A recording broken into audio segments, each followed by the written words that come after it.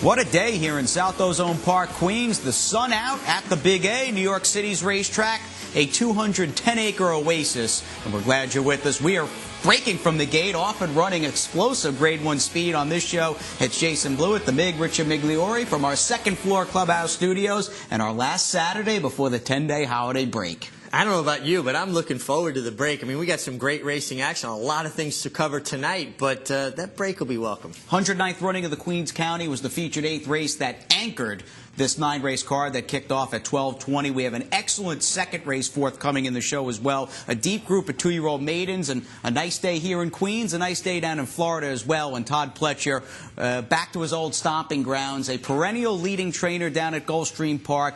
As it stands, as we start to tape the show, Todd's already got 3 wins on the card down at Gulfstream Park. It began back in race 1 with a good-looking 2-year-old filly by Malibu Moon named Enchantress. A $950,000 purchase at the Barrett sale in March, and this was strong. Obviously, something went awry in the Tempted. Maybe she bled that day. We're not sure, but she certainly redeemed herself today, Jason. And she looks like a star in the making. Like you said, back at Barrett's, they paid nearly $1 million for her. She was tipped out, beat a 12-horse field first time out at Keeneland at 8-5. Not sure if she bled here opening Sunday of the fall meet, but her Tempted, too bad to be true. She had the outside post. She had that sort of Todd Pletcher, Johnny V, candy trip in the clear, and she looks like a nice filly who will have a sizable bandwagon turning as a 3-year-old in just a few weeks. A bit later in the card, more New York connections. Won the co-featured Sugar Swirl down there. Mark Hennig, Javier Castellano, and Mary Meadow. And Mary Meadow's just been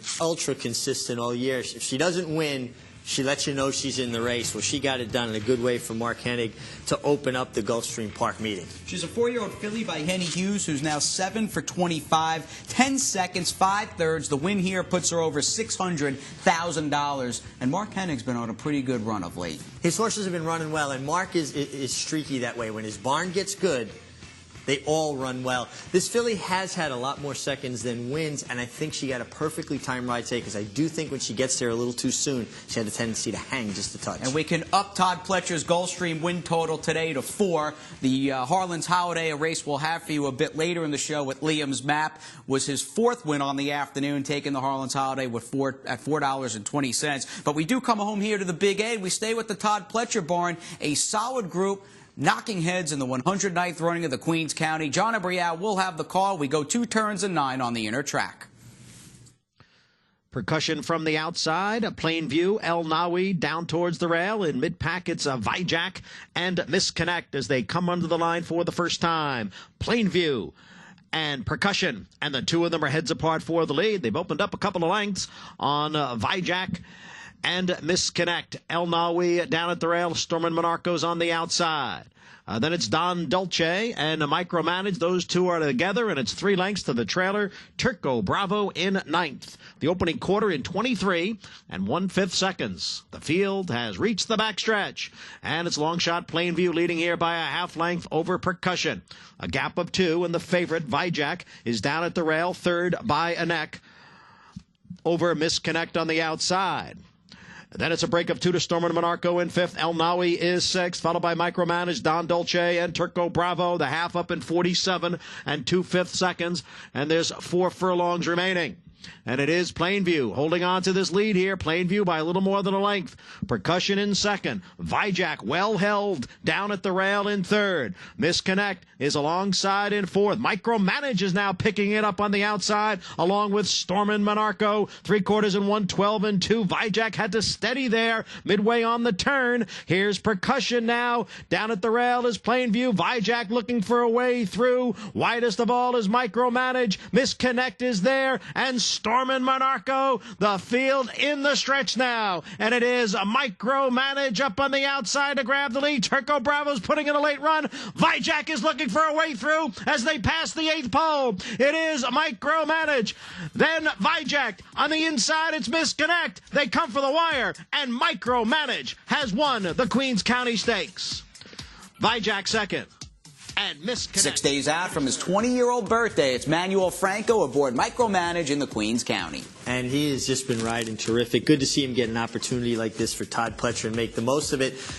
I thought this might be a bit short for Micromanage. Obviously, he found a field to his liking, and I love his stride. He puts his head out and reaches for the wire. Soon-to-be 5-year-old son of Medaglia d'Oro, who's been a money earner for the Rapoli stable and trainer Todd Pletcher. Let's see, Micromanage has now banked over $700,000, one time sold as a yearling for $170K. And Mike Rapoli on hand this afternoon. The kid from Queens caught up with the Mig after taking the Queens County. Mike, you had to be very happy with Micromanage. It looked like you guys might have found his niche some of the longer races, but the turnback sure worked today. Yeah, it was a turnback, and I think getting him off the turf. And he's just a solid horse. I mean, he's probably 2-3 lengths away from being a really, really good horse, but he's just a really, really solid horse. And when we put him in this company, he just ran really, really big. It seemed like he got a terrific trip. Manny Franco's riding well.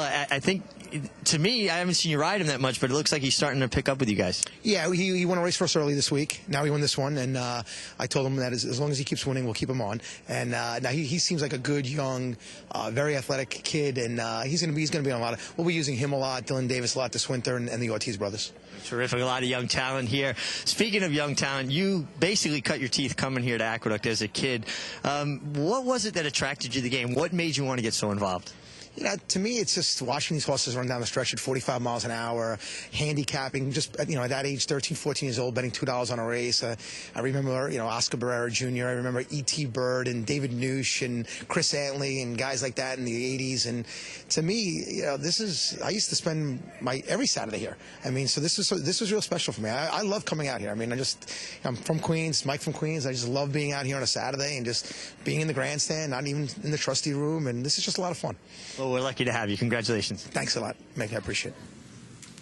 There's that grandstand here at the Big A. Mike Rapoli was just mentioning Aqueduct looks terrific. $14 million in improvements during the offseason, and it's a good thing his horses run perhaps even faster than the way Mike talks. And Mike noted at the tail end of that interview, Dylan Davis, Jose Ortiz, Manny Franco are all going to get live calls throughout the winter. And that's got to be exciting. Hopefully some of them or all of them are watching the show tonight, and they're going, wow, I got to tell my agent, make sure he checks in with Todd Pletcher as well as Bruce Levine, because we got a chance to ride for Mike Rapoli. Vijack stymied there, had to wait for room, split horses in deep stretch. Micromanage had the momentum. What'd you think of the loss with Vijack? Yeah, Vijack was kind of stymied in traffic, but Micromanage did have all the momentum, but he did rally wide, so you got to give him points for that wide trip that he got. And I thought Vijack had a time to make it more of an impact into that margin of victory, and he didn't really, and that tells me maybe Monteith a little bit further than he wants to go. We love those guaranteed late pick fours here on Saturday, a $200K minimum, and we get back a race earlier in the card. It is the 7th. It is John Embrial with the call, and let's send it back for the action over the inner track. And they're off. Chapman and Bobby V, and on the outside, Duval up close. Chapman, Bobby V, their heads apart for the lead, and Duval sits just off them in third. Spartiatus runs in fourth. War Hero to his inside in fifth. Then it's Ultra Auto in sixth, followed by Jeter in seventh, and a break of three to Mischievously, who trails the field in eighth. Chapman shakes clear of Bobby V, and it is Chapman by a length with long shot Bobby V in pursuit in second. The quarter went in 23 seconds. They start the run around the far turn. It is Chapman in front. 3/4 of a length over Bobby V, then a length and a half to Duval. Spartiatus down towards the rail. Ultra Auto on the outside. Jeter is next. War Hero is dropped back, and Mischievously the field in the stretch now. Bobby V, Chapman down at the rail. Old Today Auto moving up on the outside. Old Today Auto down in between horses is Bobby V. Looking for racing room is Spartiatus as they pass the 16th pole. Old Today Auto. Jeter's putting in a late run on the outside. They come for the wire. Old Today Auto by a long neck. Close for second between Spartiatus and the late closing. Four-wide run out in the middle of the inner. Ultra Oro in the blue cap for Linda Rice. Yeah, and makes it 2 in a row, one in the slop last time. And Jose Ortiz is riding really well, too. He kind of caught fire here the last few days, and you can just see these kids, their confidence level, how well they're riding. And Linda Rice had a tremendous year. What does it say for a trainer who brought Ultra Oro back from a 7-month layoff in his recent start? He won that on the main track, dead heated with cost effective, and for him to be able to come back second off that big effort and win again with another knockout punch. Well, it says a lot about the foundation put into this horse going into that first race back, because when they have to fight that hard for it and get to dead heat, naturally you would think they would regress some in the next start back. Well, obviously, he might have even gone forward. He definitely didn't regress. Beat Spartiatus for Leon Blusiewicz. We love Blue. He nearly got the money here in the maroon cap. And Jeter, playing ball with us here in mid-December on the inner track, was closing in pretty game and defeat on the outside. Not the same Chapman we've seen in the past. He just had no serious run at crunch time. He really didn't. And, he's had success on the inner track before. So, that's the first thing I always look to when you see a horse kind of throwing a subpar effort on the inner track. Have they run well on it before? Well, he has, so maybe he's just not in the form he once was. And we take a little layoff and a little trip off the inner for this commercial break, but we head back to the winterized strip here at the Big A. What a sunset. Stay with us here on Aqueduct Insider.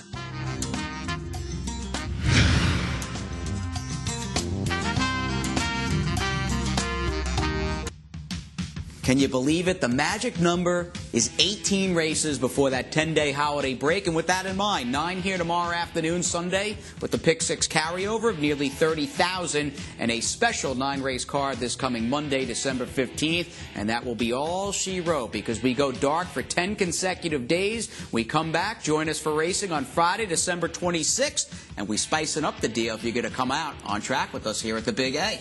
Yeah, well, and for me, I never liked coming the day after Christmas, but for the calendar, I'll come out. $3 while supplies last. We want you out here. That is a terrific tradition, a tradition that has stood for a long time on January 1st. So do us a favor, spread the word. It's a calendar any racing fan would not want to do without, and the gift that keeps on giving throughout 2015, much like this show.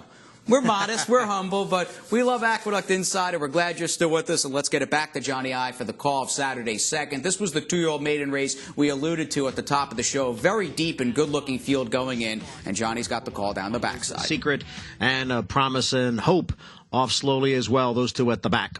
Up front, it's Saratoga Wildcat, Eklaus, and in between horses, it's Court. Now moving up, so 3 of them across. King Rontos sits in 4th. And then it's Ocean Knight racing in 5th, and a big break. About 7 lengths. Back to carry the beat. Then comes a Promise and Hope, and way back is Pollard's Secret, the quarter 23 seconds.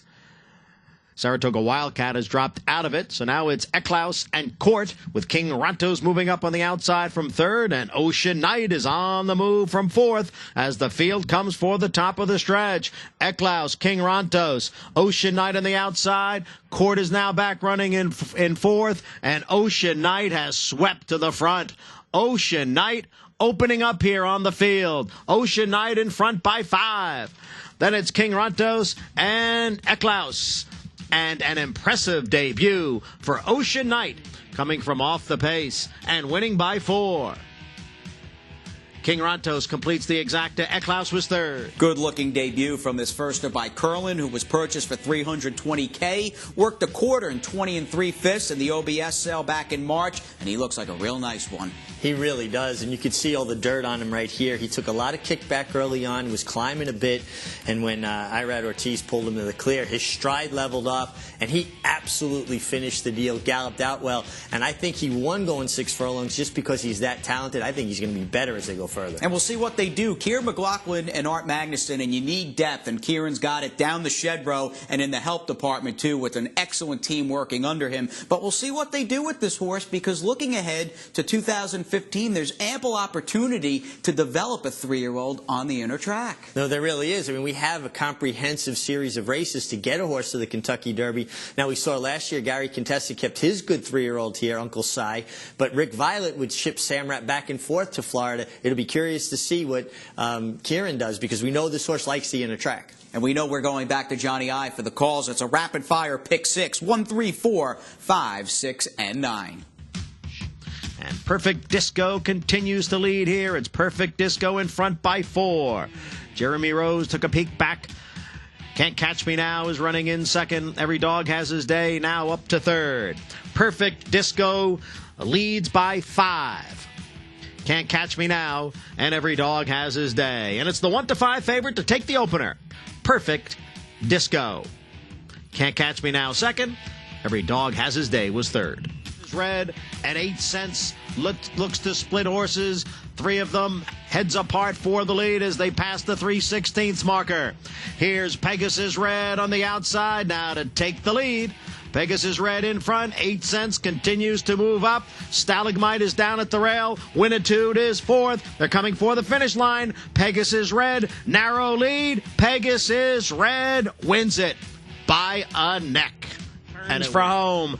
Chasing Bubbles with a narrow lead over Wild Freud. Chasing Bubbles now clear. Chasing Bubbles in front by 2. Wild Freud all out in second. Then Fear. Possessed moving up on the outside. Chasing Bubbles has the lead with a 16th to the wire. Possessed one last try. Chasing Bubbles. Possessed. Chasing Bubbles. Possessed coming late. Chasing Bubbles held on.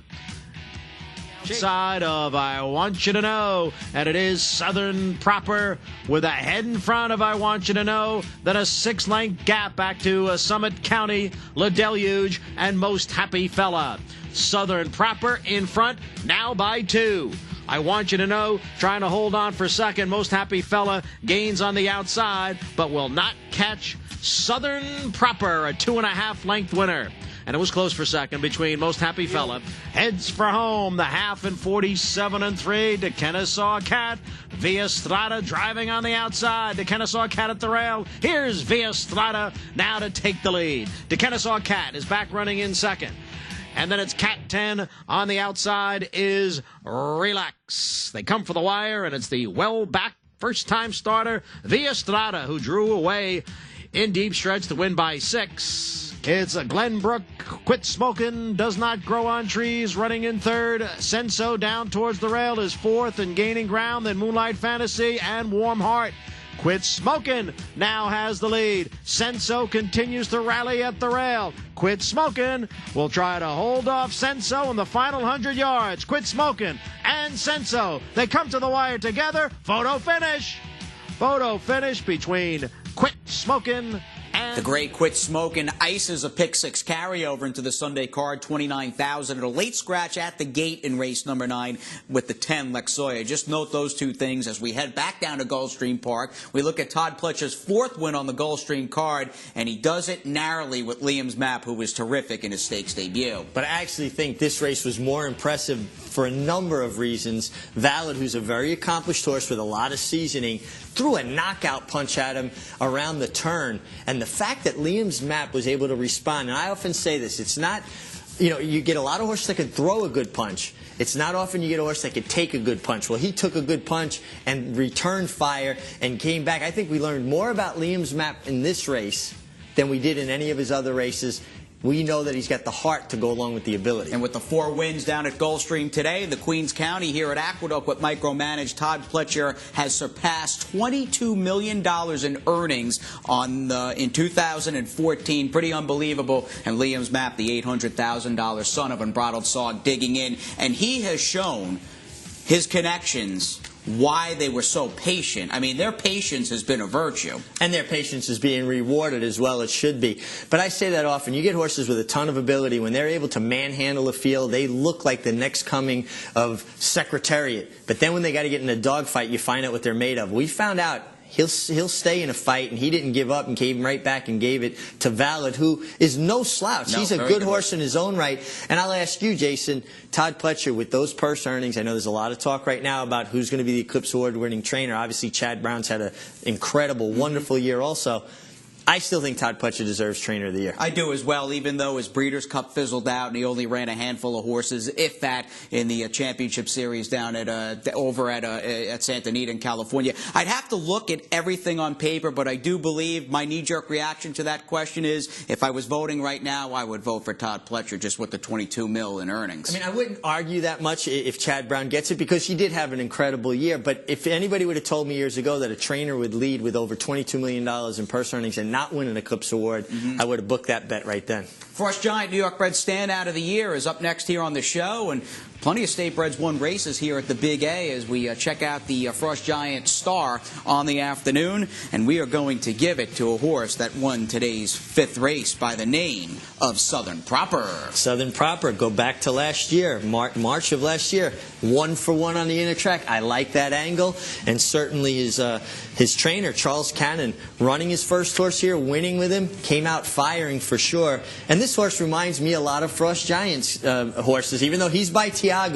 He's won on turf, he's won on dirt, he's won long, and he's won short, and that's what the Frost Giants do. They run on anything, and they win at any distance. Give Eric Bishop a shout. 516-606-9768. Eric at sunrisestallions.com. The 2015 breeding season, much like the Eclipse Awards, are right around the corner. It has gotten dark outside. The days are short. Sunset around 4:28, 4:29. There's no sunsetting, however, or no darkness in this colony. All young kids, and that is certainly backed up by who's first, second, third, and fourth. Really, the average age is probably about 20 and 8 months. But Jose Ortiz now 2 in front of Manny Franco, and it's cool. They're good friends. I always would have wanted like to ride head-to-head with one of my best friends and try to fight for leading rider. And they were first and second in today's Queens County, even looking at Manny Franco and Erod Ortiz Jr. David Jacobson, your leading trainer with 5. Plenty of racing to go. Sans that 10-day holiday break and claims on the day. There were a few, including the very popular Frost Giant state bred standout,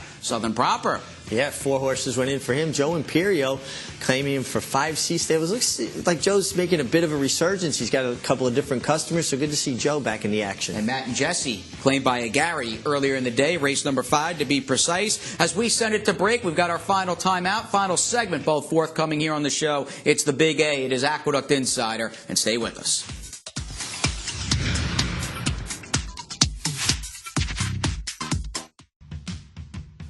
We are back. Aqueduct Insider rejoining everybody here from the Big A. We've got our last dash at the Holiday Cash over Sunday and Monday with back-to-back 9 live racing cards. The Mig, Jason alongside. Glad you're in home stretch with us on the show as we have that Pick 6 carryover tomorrow, Mig. $29,000 plus and a very solid card highlighted by a couple of New York bred stakes, and we'll begin, in fact, with the Eastview in race number 3. Yeah, and my Supernova, who was impressive breaking her maiden, well, she won by a head, but to me she ran well as they fought it out. Had no chance last time the way she stumbled at the break. I'm just not convinced that she wants to go 2 turns. Just to look at her and the way she's run her races up close to fast paces, she's going to have to show me that 2 turns is within her realm. Post 3 for George Weaver with Angel Arroyo, filly by Super Saver as we go back to November 19th.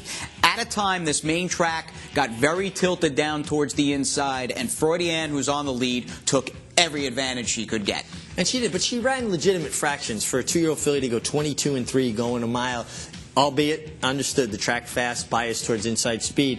But she ran on resolutely, and I'm not going to just put it all on track bias. When they go that fast early and stick around, you got to give them some credit. And Building Permit dropping out of that race, she'll look to turn the tables as we go to Rudy Rodriguez with Sweet Polly Purebred. Do you like her trying a mile and 70 yards, being by parading? Well, you know, she did run okay. I mean, she was well beaten in the mile Maid of the Mist. This is 2 turns. She trains here. I like that. I always give horses a little bit more of an advantage here. She's still going to have to show me, even though she does have a pedigree that says she should like that. Manuel Franco, she's got Phipps blood all over, Phipps DNA all over that pedigree, being by parading out of a personal flag mare. Best of luck to Sweet Polly Purebred. As we go a bit later in the Sunday card, co-featured 8th race, the $100,000 Damon Runyon. 36th running, Bullheaded Boy. As we check out the start, and this is a horse who really had some trouble, the number 7. Yeah, got squeezed at the start, saw him clip the heels there and bobble, and he backed up. And in some ways, I think they learned a lot about Bullheaded Boy here. He had been rushed into his races so much, and even though you don't want to get squeezed back out of there, it showed that he could rate and make a run, and then he made a big, bold middle move. And he's been such a grinder in his races. I do wonder if this is a horse that's been crying out for 2 turns. He'll get that where the race flow and just the race dynamics are a bit more relaxed, and he can just get himself in the game, settle at his own tempo. Right, without having to scramble, without having to really work to get in the race. Let's move on to Tiz Quick for John Kimmel. He had a tough start as well. I mean, just slammed in between the horse in the purple and the dub horse with the pink cap. He's clearly behind the 8-ball. Yeah, I mean, both those horses were very, very compromised at the break. But I have to say, I think Bullheaded Boy got the worst of it, and he wound up getting the best of it through the stretch run. So I got to think that Bullheaded Boy is the horse you want out of that trouble. Regal Minister's the one that pulled off the upset in the notebook for trainer Mark Hennig, who won today's Sugar Swirl. He was able to sidestep all that trouble, had an inside post. Not the place you always want to be, but it worked out. He broke like a shot. He has won both starts to date at 22 and 8-1. He'll be a shorter price tomorrow, looking to make it 3 for 3. And I don't want him tomorrow. Even, he's going to be that shorter price. I think he has sprinter written all over him. He looks like a sprinter. He kind of runs like a sprinter, hard, attacks the ground, pins his ears hard. He doesn't do it with that kind of long, fluid kind of stride. I'd be surprised if he gets 2 turns, but I've been surprised before. Well, we have. You're not surprised on tonight's show. It's going pretty well. Colt by Posse tries to make it an unbeaten 3 for 3 on the year for trainer Mark Hennig. As we get on to St. Joseph, who looks like a good one. This horse touted like a good one in Saratoga, failed in his first 2, but put it all together here on November 9th. Yeah, it took him a little while to figure it out, but I like the progression. I like the fact that this is his 4th start stretching out. It looks like he's going to appreciate the distance. And out of the horses we showed, I like him, Bullheaded Boy, and him the best. And somebody else likes St. Joseph quite a bit as we send it down to Maggie for the Paddock Insider. Thanks, guys. Well, Paddock Insider returns here today for the Sunday card, and not being very creative, I must admit. Maybe it's my vacation fastly approaching, but for tomorrow's feature race, it's the Damon Runyon for the 2-year-old New York bred boys going the mile and 70 yards.